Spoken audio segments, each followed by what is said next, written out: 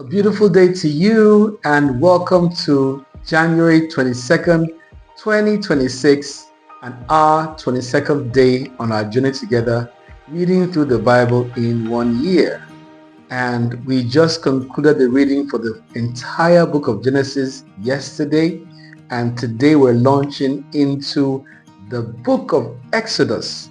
Now, if you thought the book of Genesis read like a saga, wait till we go through the book of Exodus, and I'm excited for the journey we're about to take. Remember to tell your friends, your neighbors, your family, everyone you know to join you on this journey. The more we have on, the merrier it is. So grab your copy of your Bible and get ready to read. If you don't have a Bible, get ready to listen attentively. Let's get right into it. The book of Exodus, chapter 1. Now these are the names of the children of Israel which came into Egypt. Every man and his household came with Jacob.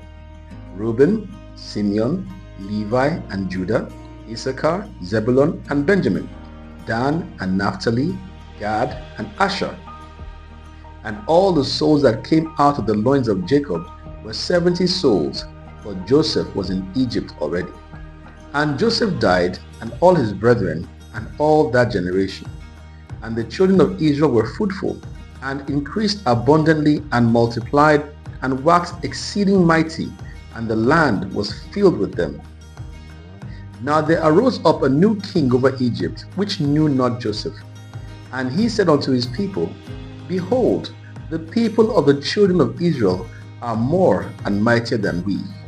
Come on, let us deal wisely with them, lest they multiply, and it come to pass that when there falleth out any war, they join also unto our enemies, and fight against us, and so get them up out of the land. Therefore they did set over them taskmasters to afflict them with their burdens. And they built for Pharaoh treasure cities, Pithom and Ramses. But the more they afflicted them, the more they multiplied and grew, and they were grieved because of the children of Israel.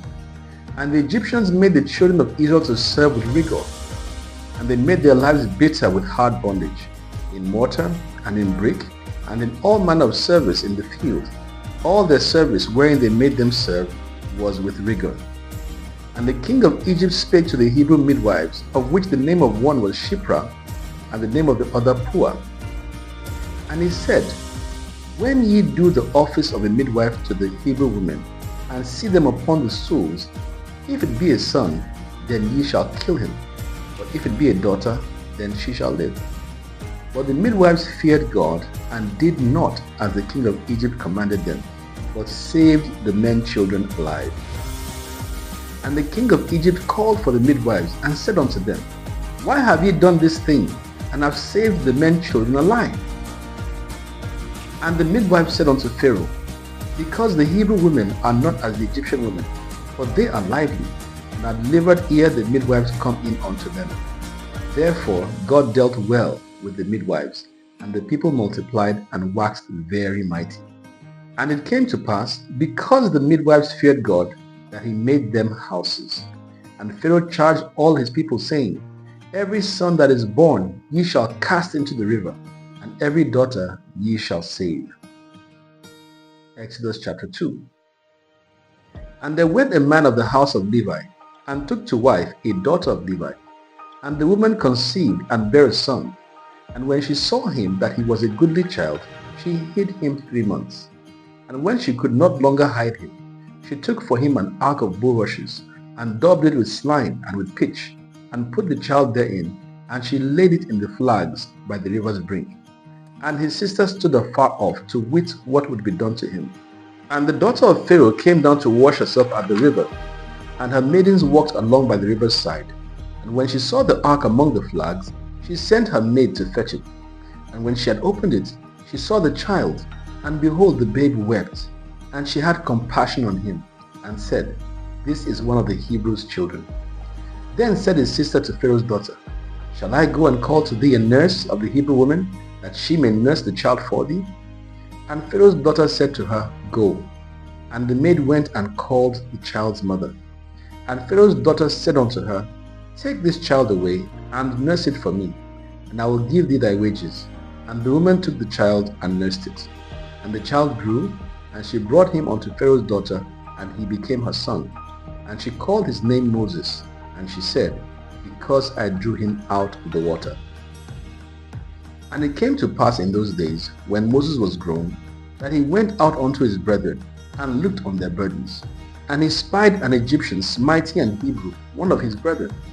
And he looked this way and that, and when he saw that there was no man, he slew the Egyptian, and hid him in the sand. And when he went out the second day, behold, 2 men of the Hebrews strove together. And he said to him that did the wrong, Wherefore smitest thou thy fellow? And he said, Who made thee a prince and a judge over us? Intendest thou to kill me as thou killedst the Egyptian? And Moses feared and said, Surely this thing is known. Now when Pharaoh heard this thing, he sought to slay Moses. But Moses fled from the face of Pharaoh, and dwelt in the land of Midian. And he sat down by a well. Now the priest of Midian had 7 daughters, and they came and drew water and filled the troughs to water their father's flock. And the shepherds came and drove them away. But Moses stood up and helped them, and watered their flock. And when they came to Reuel their father, he said, How is it that ye are come so soon today? And they said, An Egyptian delivered us out of the hand of the shepherds, and also drew water enough for us, and watered the flock. And he said unto his daughters, And where is he?